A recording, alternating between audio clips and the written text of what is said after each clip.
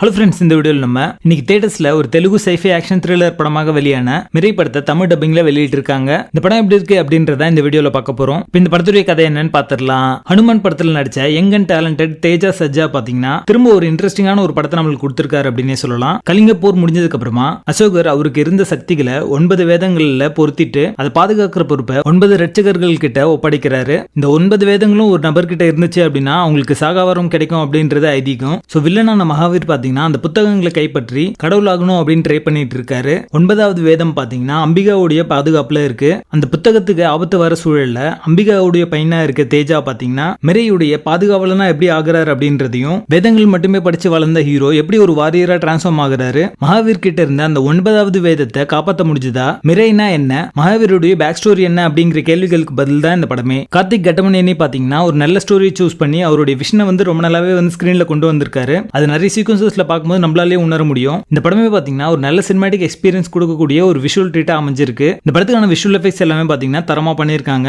நிறைய சீக்வன்ஸ் அது எலிவேட் பண்ணி காமிச்சிருக்கு அப்படின்னு சொல்லலாம். தேஜா பாத்தீங்கன்னா ஒரு நீட்டான ஒரு பெர்ஃபார்மன்ஸை கொடுத்திருக்காரு. அவருடைய ஜர்னில வர அட்வென்ச்சர்ஸ், சேலஞ்சஸ் எல்லாத்தையும் பாத்தீங்கன்னா ரொம்ப நல்லாவே வடிவமைச்சிருக்காங்க. அவருடைய கேரக்டரை டிசைன் பண்ணதுக்கு ஏற்ற மாதிரி அவருடைய ஆக்டிங்மே ரொம்ப நீட்டா கொடுத்திருக்காரு அப்படின்னு தான் சொல்லுவேன். ஆக்ஷன் சீக்வன்ஸ் எல்லாமே பாத்தீங்கன்னா அவரோட பெஸ்ட் கொடுத்திருக்காரு. அது பார்க்கும்போது இன்ட்ரெஸ்டிங்கா இருக்கும். மனுஜும் பாத்தீங்கன்னா மகாவீர் அப்படின்ற ரோல்ல ரொம்ப நல்லாவே நடிச்சிருப்பாரு. அது ஒரு சேலஞ்சிங்கான ஒரு ரோல். அதை எடுத்து நடிக்கிறதுக்கே ஒரு தைரியம் வேணும். அதை அவர் பண்ணியிருக்காரு அப்படின்னே சொல்லலாம். சவுண்ட் புக் பத்தி சில விஷயங்கள்லாம் வச்சிருப்பாங்க. அதெல்லாம் பாத்தீங்கன்னா ரொம்ப டிஃபரெண்டாகவும் இன்ட்ரெஸ்டிங்காகவும் இருந்தது பார்க்கறதுக்கு. ஸ்ரேயா சரண் பாத்தீங்கன்னா ஹீரோடைய அம்மாவை ரொம்ப நல்லாவே நடிச்சிருப்பாங்க. ஜெய்ராம், ஜெகபதி பாபு, ரித்திகா சிங் எல்லாருமே பாத்தீங்கன்னா ஒரு ஸ்ட்ராங்கான ஒரு ரோல் இருக்கும். அவங்களோட பெர்ஃபார்மன்ஸ் வர அந்த சீக்வன்ஸ் எல்லாமே இன்ட்ரெஸ்டிங்கா இருக்கும். இந்த படத்துல நெகட்டிவ்ஸ்லாம் இருக்கு, பட் அது படத்துடைய ஃப்ளோ அஃபெக்ட் பண்ணல. சோ அதை பத்தி பேச வேணாம். படத்துடைய பேசிங் நல்லா இருக்கும். 2025 வெளியான சிறந்த படங்கள்ல இந்த படமும் ஒண்ணு. இது ஒரு டாப் சினிமா, மிஸ் பண்ணாம பாருங்க. படத்துல அடர்கானட் இல்ல. இந்த படத்தை நீங்க ஃபேமிலியோட பார்க்கலாம். மிரை படத்துக்கு எங்களோட ரேட்டிங் 7 out of 10.